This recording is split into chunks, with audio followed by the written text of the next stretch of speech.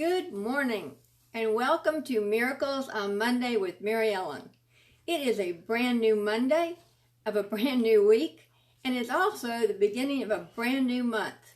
So let's make it a month of peace and love and respect for each other.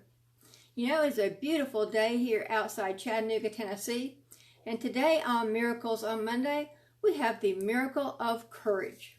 So let's get started with the miracle of courage. You know, courage is not the absence of fear. Courageous people do feel fear. They're able to manage their fear and overcome it, so it doesn't stop them from taking action. Usually, courageous people will use this fear to ensure that they're not overly confident, so that they can also keep themselves safe. You know, the attribute of courage is something that all of us want, because it shows good character and it makes us worthy of respect from other people. But courage is not just physical bravery. History books and our society tell of marvelous stories of courageous people, social activists like Martin Luther King and Nelson Mandela, who chose to speak out against injustice at great personal risk to themselves. Steve Jobs and Walt Disney took great financial risks to make their dreams come true. These are all examples of courageous living. And personally, I know that every one of us shows courage when we get up every morning, no matter what we're dealing with, and we get out of bed and we use our lives to motivate somebody else. We live a good life, no matter what the physical or mental challenges we're facing. That takes courage.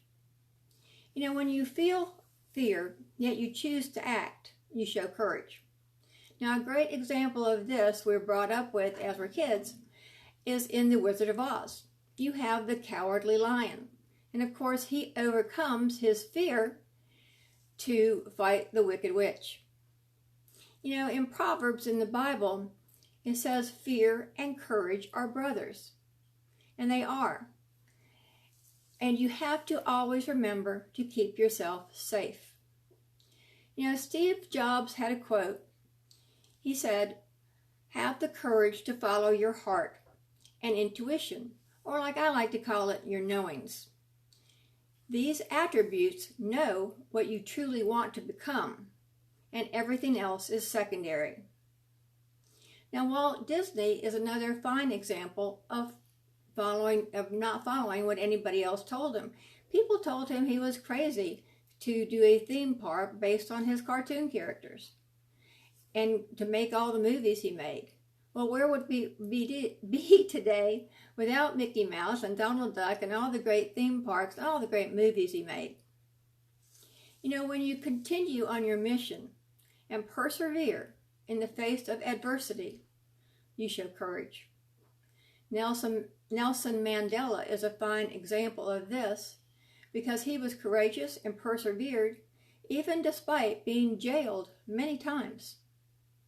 Ralph Waldo Emerson wrote, "A hero is no braver than an ordinary man. He's just braver 5 minutes longer." You know, when you stand up for what is right, you show courage. A fine example of this is Martin Luther King Jr., who stood up for civil rights in a peaceful, loving way, teaching everyone, whether it's the white culture, the African American culture, or any other culture, that everyone in this country needs to be treated equally and with respect. He had great personal courage. When you expand your horizons, risking, letting go of the fears that hold you back, letting go of the familiar. And I know all of you watching this probably already do this because you know what it takes to be successful. You can't be successful without risking, and you can't risk without courage. You understand that your life will expand or shrink in proportion to the courage you have. When you face suffering with dignity and faith, you show courage. Whether it is now or later, as you cross over as I call it. When God calls you, He calls all of us to have faith and believe and to be as strong as Christ, as strong as our Lord was on the cross. Now, our Lord Jesus Christ is a beautiful example of all types of courage. Every one of the types I spoke about, and even greater ones. Now, when you act courageously, it will generally make you feel good about yourself because you're mastering your emotions. To get over things that might be holding you back, try to ask yourself these questions. Number one is, what am I actually afraid of? Is it the right thing to be afraid of? Should I be this afraid of this? What is really holding me back? What is the fear that I need to approach with love and conquer? Number two, what harm can this actually bring to me or to others? And if you're harming others, then you need to stop what you're doing. Number three, what is the worst that could happen as a result of my actions or my inactions? And number four, how will I feel at the end of my life when I look back?